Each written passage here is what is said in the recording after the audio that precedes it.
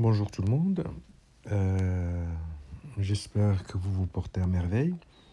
Aujourd'hui, on va voir un module, euh, deuxième année littérature française, S3 bien sûr. C'est le théâtre classique, bien sûr sur la pièce qui est connue sous le nom de Phèdre. Alors, il y aura 3 capsules vidéo ou 4 dans lesquelles je vais un petit peu détailler en même temps le théâtre classique, mais aussi on va essayer de parler un petit peu de Phèdre. Pour cette première vidéo, on va parler surtout d'un petit historique plutôt, pour que vous connaissiez un petit peu l'histoire. Pourquoi j'ai proposé cette vidéo-là? C'est une suggestion qui ne vient pas comme ça sur un coup de tête, mais je voulais tout simplement que vous puissiez être au courant et maîtriser plutôt l'histoire.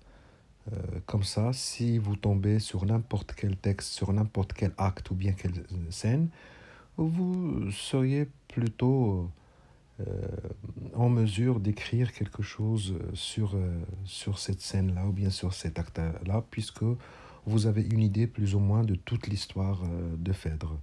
Bien sûr, comme je vous ai dit, on va essayer. Il y a une autre capsule vidéo sur le théâtre classique, ce que c'est que le théâtre classique, où on va parler aussi du drame romantique, drame bourgeois, comédie, et ainsi de suite. Vous aurez une idée sur tout, aussi les dramaturges, les écrivains de théâtre. Mais aujourd'hui, c'est juste un résumé sur Phèdre. Comme ça, vous maîtrisez l'histoire comme il faut. Voilà. Donc, on va essayer de se lancer. Pour être bref, essayer de comprendre vraiment l'histoire. Comme ça, vous saurez de quoi il s'agit, de quoi il en retourne. Quel que soit l'acte sur lequel vous tombez, vous avez plus ou moins une idée et vous saurez quoi dire. Parce que c'est ça le plus important. Si jamais vous tombez sur un acte ou bien sur un extrait d'un acte de la pièce. Alors, ça va être très simple, mais aussi très très...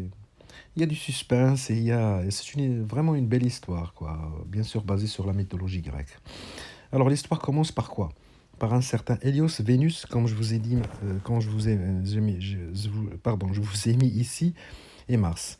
Vénus, elle est déjà mariée, c'est le dieu de l'amour, elle est déjà mariée, mais comme son mari il passe son temps à travailler et il n'est pas très beau et tout ça, donc elle a eu la mauvaise idée de le tromper, donc de commettre un adultère. D'accord? Elle commet un adultère avec qui? Avec le dieu de la guerre, Mars. Jusque-là, pas de problème. Donc d'accord, elle le trompe avec le dieu de la guerre, Mars. Sauf que le problème, c'est que Hélios, qui est le dieu du soleil, il a tout vu, puisque c'est un soleil, il éclaire tout le monde, il a une vue sur tout le monde, il les a vus. Il les a vus, ou bien il a vu plutôt Vénus tromper son mari avec Mars. Donc, à votre avis, qu'est-ce qu'il va faire? Et il ne va pas la rater. Il va carrément la dénoncer. La dénoncer comment?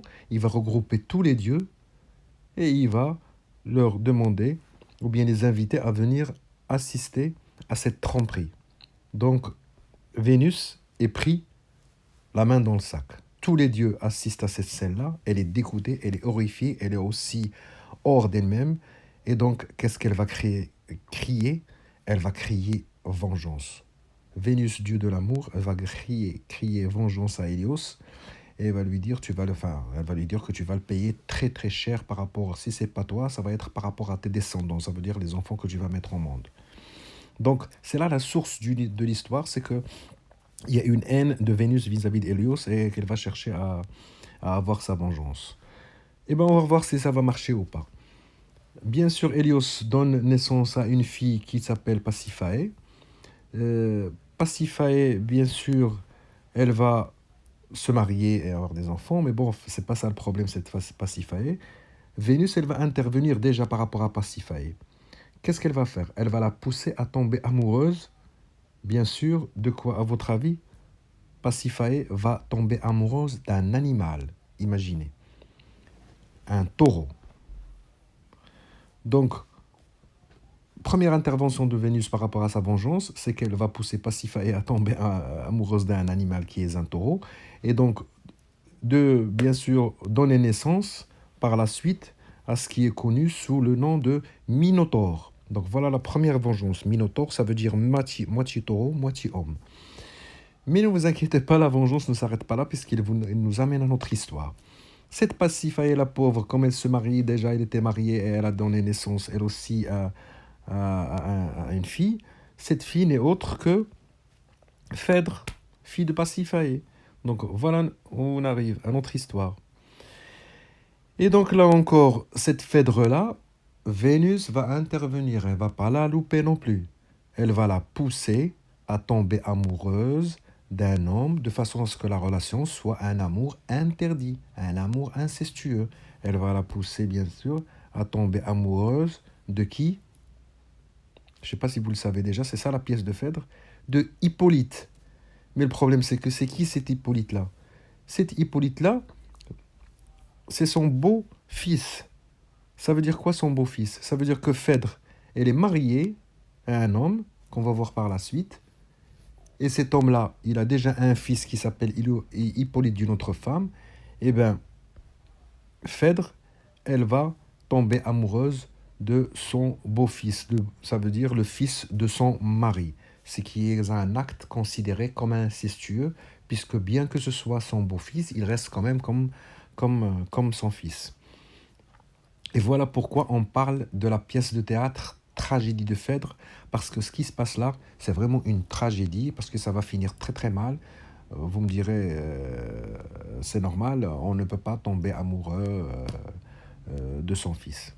Voilà d'où vient l'histoire, parce que c'est très important, c'est un fil conducteur qui va être très très très présent le long de la pièce, cette vengeance de Vénus et donc, le malheur va tomber sur Phèdre. Alors vous, comme on connaît le théâtre classique, cette tragédie-là, vous ne savez pas quoi faire. Est-ce que vous allez condamner Phèdre parce qu'elle est tombée amoureuse de Hippolyte, ou bien vous allez dire plutôt, comme la majorité des lecteurs et des spectateurs quand ils assistent au théâtre, dire non, la pauvre est niée pour rien parce qu'elle est seulement victime. Victime de quoi? Victime de la vengeance de Vénus par rapport à Hélios. C'est Vénus qui la pousse à tomber, à la pauvre amoureuse. Donc vous êtes pris entre quoi? Entre la condamner, parce qu'elle est tombée amoureuse de son beau-fils, et entre avoir pitié la pauvre d'elle, parce que elle n'y peut rien, c'est plus fort qu'elle, c'est la vengeance de Vénus. Alors maintenant, ce qui nous amène, nous, à notre pièce de théâtre. Notre pièce de théâtre, les trois protagonistes, les trois personnages les plus importants sont Thésée, c'est le mari de Phèdre dont je vous ai parlé tout à l'heure, qui est déjà marié et qui a eu un enfant qui s'appelle Hippolyte. Il est à droite là de l'écran. Et puis vous avez Phèdre, comme je vous ai dit aussi tout à l'heure, qui est amoureuse de Hippolyte, et une certaine Aricie. Aricie, c'est une fille qui, qui reste la seule survivante d'une famille qui a été tuée par Thésée pour qu'elle ne puisse pas récupérer. Il a tué une famille pour qu'il puisse garder le royaume pour lui-même. Et il a enfermé, emprisonné Aricie. C'est la seule personne de cette famille-là qui reste encore vivante. Elle est enfermée et emprisonnée par Thésée. Sauf que Hippolyte, il va être amoureux de cette fille-là. Alors, comme je vous ai dit, Thésée, c'est le mari de Phèdre. Donc jusque-là, je vous ai mis ça en vert parce qu'il n'y a pas de problème. Sauf que de l'autre côté, qu'est-ce qui se passe? On remarque que Phèdre, elle tombe amoureuse de Hippolyte, ce qui est un amour interdit, ce qu'on appelle un inceste lorsque vous tombez amoureux d'un fils ou bien du fils tombe sur l'amoureux de la mère ou bien du père. Donc c'est un amour interdit, c'est un amour qui est voué à l'échec, qui va finir peut-être par une tragédie, parce qu'on ne peut pas tomber amoureux de son beau-fils, comme je vous dis. Et c'est ça la, la ligne directrice de cette pièce de théâtre, c'est cet amour-là interdit qui est entre Phèdre et... D'autant plus que Hippolyte n'accepte pas, puisqu'il il n'accepte pas que Phèdre soit amoureuse de lui.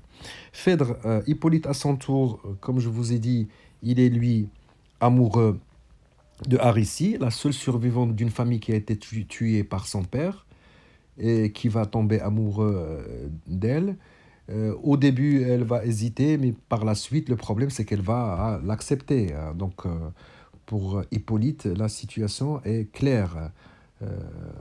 puisqu'il y a consentement des deux parties, de Aricie et de Hippolyte, donc tout va pour le mieux. Sauf que le problème, c'est qu'il n'accepte pas, lui, donc il ne peut que refuser l'amour que lui propose Phèdre. Il y a un autre problème, c'est que Thésée a de la haine vis-à-vis de Aricie parce que c'est la seule survivante et il a tué et exécuté toute sa famille. Donc il n'acceptera en aucun cas, ni d'aucune façon que ce soit, que son fils soit amoureux de Aricie et que Aricie, un jour, bien sûr, elle va devenir reine puisqu'elle va épouser Hippolyte qui est le fils de Thésée. Donc euh, le dilemme est là, le problème est là. Mais restant sur le théâtre classique, il faut savoir que l'axe principal de ce théâtre-là, de cette pièce, c'est surtout cet amour incestueux et interdit entre Phèdre et Hippolyte. Dans le théâtre classique, vous êtes toujours dans une situation très simple puisqu'il y a un seul fait. Donc le problème, un seul problème, c'est est-ce qu'elle va réussir à le convaincre à l'épouser ou pas, ou comment ça va se passer. Donc il y a un seul problème, même si les autres petits problèmes sont là. Et deuxième chose, pour le lecteur, comme je vous ai dit tout à l'heure, ou bien le spectateur, il est là le théâtre pour vous mettre dans une situation ambivalente, sous forme de dilemme. Vous ne savez pas quoi dire. Est-ce que vous allez condamner Phèdre parce que c'est insensé et ça relève de l'inacceptable de tomber amoureuse de son beau-fils et donc c'est presque son fils? Ou alors vous allez dire, comme je vous ai raconté la source de l'histoire, vous allez dire non, non, non, moi je n'ai pas, j'ai au contraire de la compassion, de la pitié pour lui. Donc vous êtes pris entre deux choses, entre la condamnation de Phèdre et entre la pitié pour elle. Pourquoi de la pitié pour elle? Ben, comme j'ai cité tout à l'heure, elle n'y est pour rien. C'est la vengeance de Vénus. Vénus, elle passe son temps à se venger de Hélios. Et donc, à chaque fois qu'il y a un descendant de Hélios, une fille, elle va la pousser à tomber amoureuse ou avoir un amour interdit. La première, il l'a poussée, Pasiphae, à tomber amoureuse d'un taureau. Et Phèdre, il la pousse à être amoureuse de Hippolyte. Voilà en gros l'histoire. Je pense que c'est très clair. J'espère que vous avez compris plus ou moins de quoi ça retourne. Donc les thèmes qui vont revenir dans cette pièce de théâtre, ils sont nombreux. Je vous ai cité juste quelques-uns. Il y a d'abord la première qui est l'axe principal et le fait, c'est cette passion tragique. Pourquoi on appelle passion tragique? Parce que quand même c'est un amour démesuré, exagéré, parce que c'est pas possible que tu puisses être follement amoureuse de quelqu'un qui est comme ton fils. Et en plus, ça va mener à une tragédie, à une fin tragique, une mort. Donc il y a le thème de la passion tragique. Donc c'est ça le thème de l'histoire de la pièce de théâtre Phèdre. Il y a aussi, vous pouvez tomber sur des actes où il parle juste de questions de trahison. Ça peut arriver dans une scène ou dans un acte, vous allez le voir par la suite lorsqu'on va parler de la pièce de théâtre où on parlera surtout de Phèdre vis-à-vis de son mari. Elle est quand même, euh, son mari Thésée, elle l'a quand même trompé, c'est de la trahison. Donc, vous allez la condamner pour cet acte-là, vous allez la détester, la haïr, mais comme je vous ai dit tout à l'heure, vous allez toujours être pris, souvenez-vous de ces deux mots.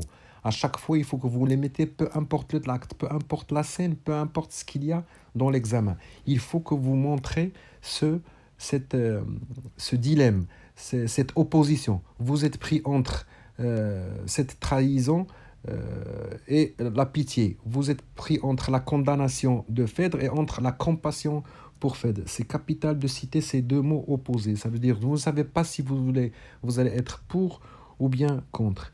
Il y a aussi, ça on n'en parle pas, vous allez retrouver plein de champs lexicaux dans la pièce concernant la souffrance. La souffrance de qui? Eh bien la souffrance de Phèdre, parce qu'elle souffre quand même. Elle est amoureuse, elle n'y peut rien, et elle voit bien que c'est un amour impossible, qu'elle ne peut pas le dire à Hippolyte, qu'elle ne peut pas le dire à son mari Thésée. Donc c'est un bonheur soi-disant, puisque c'est de l'amour, mais qui n'apporte que la souffrance.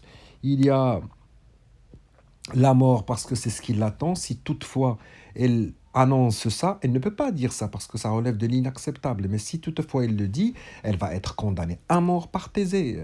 Il ne va pas la rater, bien sûr.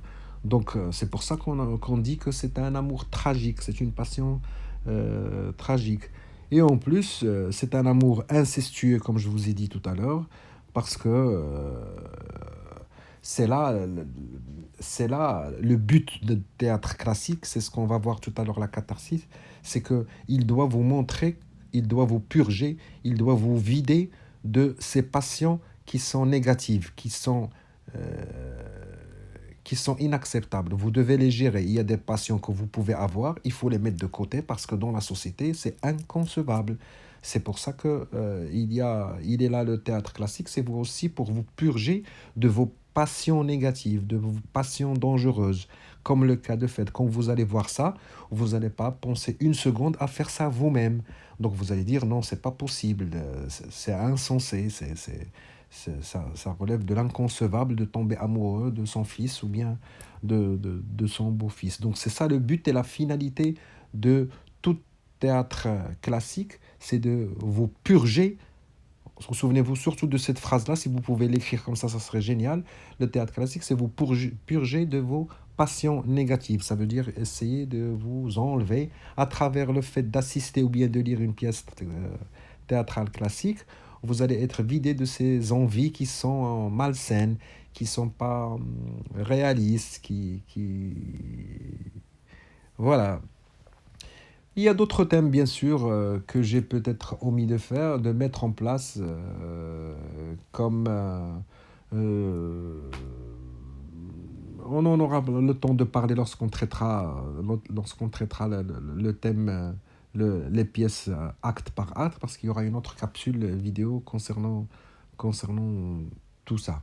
Mais bon, maintenant que vous avez une idée quand même de la pièce, c'est que le maître mot dans un théâtre classique que vous devez retenir, comme vous le voyez, c'est que la première que je vous ai dit, c'est une passion tragique parce qu'elle finit par une mort. C'est ça le théâtre classique, c'est toujours comme ça.